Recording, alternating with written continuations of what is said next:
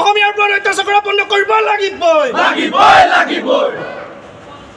কোনে ক্ষমানি লাই কোনে ক্ষমানি লাই সব বস্তু আজিকালি দাম লগে লগে ট্ৰেইনতো একেই কোনে ক্ষমানি উলায়া কোনে ক্ষমানি দ্বাৰা গিৰিন নচলিব কোনে ক্ষমানি হুঁচিয়াৰ কোনে ক্ষমানি হুঁচিয়াৰ দ্বাৰা গিৰিন নচলিব কোনে ক্ষমানি ডিব্ৰুগড়ৰ এজন ব্যৱসায়ী পুনিত খেমানি এজন অসমীয়া ব্যৱসায়ী আৰু সেই ব্যৱসায়ীজনৰ অত্যাচাৰৰ বলি হৈ অত্যাচাৰ সহ্য কৰিব নোৱাৰি যোৱাকালি নিশা এই হোটেলখনৰ পৰা 13জনকৈ অসমীয়া যুৱক যুৱতী কৰ্ম সংস্থাপন তেখেতলোকে এৰি অৰ্থাৎ কৰ্মস্থান এৰি ৰাতিয়ে তেখেতলোক ইয়াৰ পৰা ওলাই যাবলগীয়া হৈছে গতিকে আজি আমি সদৌ ডিব্ৰুগড় ছাত্ৰ সন্থাই প্ৰতিবাদ কৰাৰ মূল উদ্দেশ্য এইটোৱে যে যিখন ব্যৱসায়ী স্থানৰ মূল যিজন স্বত্বাধিকাৰীজনৰ শাৰীৰিক আৰু মানসিক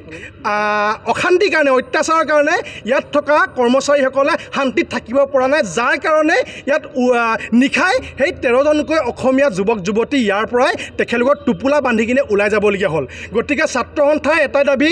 ব্যৱসায় কৰিছে ব্যৱসায়ৰ স্বত্বাধিকাৰী হওক ব্যৱসায়ৰ মালিক হওক কিন্তু মালিক হৈ কিন্তু অত্যাচাৰ কৰিলে কিন্তু সহ্য কৰা নহ'ব গতিকে ইয়াৰ লগে লগে যোৱাকালি ইয়ালৈ পুলিচ প্ৰশাসনো আহিছে আমি এটা কথা এই সংবাদ মাধ্যমৰ যোগেদি ডিব্ৰুগড় প্ৰশাসনক ক'ব বিচাৰিছোঁ এই যোৱাকালি যে 13জনকৈ যুৱক যুৱতী ইয়াৰ পৰা ওলাই গুচি গ'ল সেই যুৱক যুৱতী কেইগৰাকী ক'ত থাকিলে ক'ত গ'ল তেখেতলোক যে ইয়াত ইমান দিনে কৰ্মৰত হৈছিলে কিন্তু বৰ্তমান পৰ্যন্ত ডিব্ৰুগড় প্ৰশাসনে কিন্তু তেখেতলোকৰ বাৰ বিচাৰ কিন্তু বৰ্তমান পৰ্যন্ত লোৱা নাই গতিকে ডিব্ৰুগড়ৰ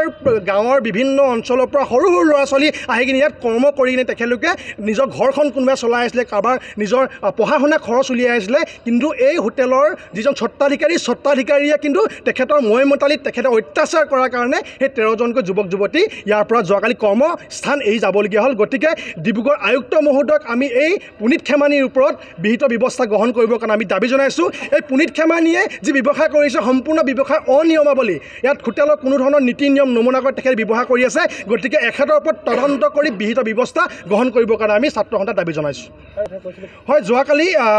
যেতিয়া ইয়াত ঘটনাটো হৈছিলে ইয়াত হোটেলৰ ঘটনাটোৰ লগত জড়িত যিসমূহ কৰ্মচাৰী আছিলে কৰ্মচাৰীসকলে এখিনি খাদ্যত বেয়া হোৱাৰ কাৰণে ডাষ্টবিনত পেলাই দিছিলে আৰু পেলাই দিয়াৰ কাৰণে মালিক পক্ষই কৰ্মচাৰীজনক সুধিছিলে যে কি যে খানাখিনি কিয় পেলাই দিয়ে মানে মালিকৰ মতে স্বত্বাধিকাৰীৰ মতে সেই বেয়া খানাখিনিও গ্ৰাহকক খুৱাব লাগিছিলে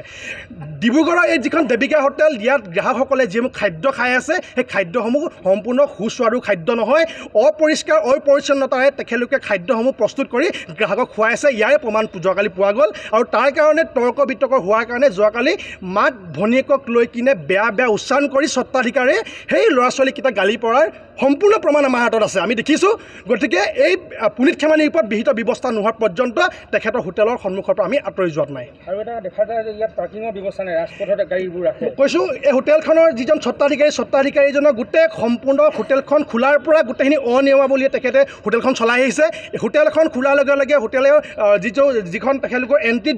এণ্ট্ৰি দৰখনে মিউনিচিপালিটি এৰিয়াত ফুটপাথৰ ওপৰত তেখেতলোকে বনাই দিছে প্ৰথম নিয়মাৱলী তেখেতলোকে উলংঘা কৰিছে দ্বিতীয়টো হ'ল এখন হোটেলৰ আপোনাৰ পাৰ্কিঙৰ ব্যৱস্থা থাকিব লাগে কিন্তু কোনো পাৰ্কিঙৰ ব্যৱস্থা নাই হোটেলত কৰ্মৰত কৰ্মচাৰীসকলৰ মাহেকত তেখেতলোকক PF-ৰ এটা পইচা কাটিব লাগে PF দিব লাগে মেডিকেল তেখেতলোকক সাহায্য দিব লাগে মেডিকেল দিব লাগে কিন্তু কোনো ধৰণৰ নীতি নিয়ম নমনাকৈ এই ব্যৱসায়ীজনে এই সৰু সৰু ল'ৰা ছোৱালীখিনিক লৈ ব্যৱসায় কৰিছিলে সেই তাৰে দুজনমানক নি কিনে ঘৰত টয়লেট চাফা কৰোৱাগৈ কাৰোবাৰ বাথৰুম চফা কৰোৱাগৈ তেনেকুৱা ধৰণৰ কাৰ্য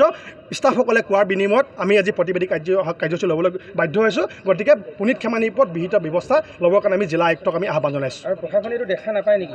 প্ৰশাসনে দেখা পায় প্ৰশাসনে ইয়াত যোৱাকালি উচ্চপদস্থ বিষয়াও কালি এই হোটেলখনলৈ আহি গৈছে কিন্তু হোটেলখনলৈ আহি তেখেতৰ হোটেলৰ স্বত্বাধিকাৰী কোনো ধৰণৰ প্ৰশ্ন নুসুধাকৈ হোটেলৰ কৰ্মচাৰীকেইজনকে কিন্তু ওলোটাই তেখেতলোকক মানে সোধপোছ কৰি মানে দমত কথা কৈ ইয়াৰ পৰা মানে পুলিচ কেছ নধৰি কিয় নিদিওঁ বুলি কৈ কিনে ইয়াৰ পৰা তেখেতলৈ লৈ যোৱা হ'ল কিন্তু সেই সৰু সৰু ল'ৰা ছোৱালীকেইটা যদি ৰাতি 9টা বজাত যেতিয়া ইয়াৰ পৰা ওলাই গুচি গ'ল কিন্তু সেই ল'ৰা ছোৱালী ক'ত থাকিলে ছোৱালী আছে তাত 5জনীকৈ সৰু সৰু ল'ৰা বগীবিলৰ জকাইফালৰ ল'ৰা আছে কিন্তু সেই ল'ৰা ছোৱালী কালি ৰাতি ক'ত থাকিলে কোনো ধৰণৰ খা খবৰ কিন্তু পুলিচ প্ৰশাসন নল'লে গতিকে প্ৰশাসনৰ ইয়াত নিশ্চয়কৈ কিবা মিতিয়ালি আছে বুলি আমি আশা কৰি অনুভৱ কৰিছোঁ গতিকে এনে মিতিয়ালি ছাত্ৰ সন্থাই কেতিয়ালৈ ভয় নকৰে যাৰ লগত মিতিয়ালি থাকক তেনে মিতিয়ালি উফুৱাই দিবৰ কাৰণে আমি সাজু আছোঁ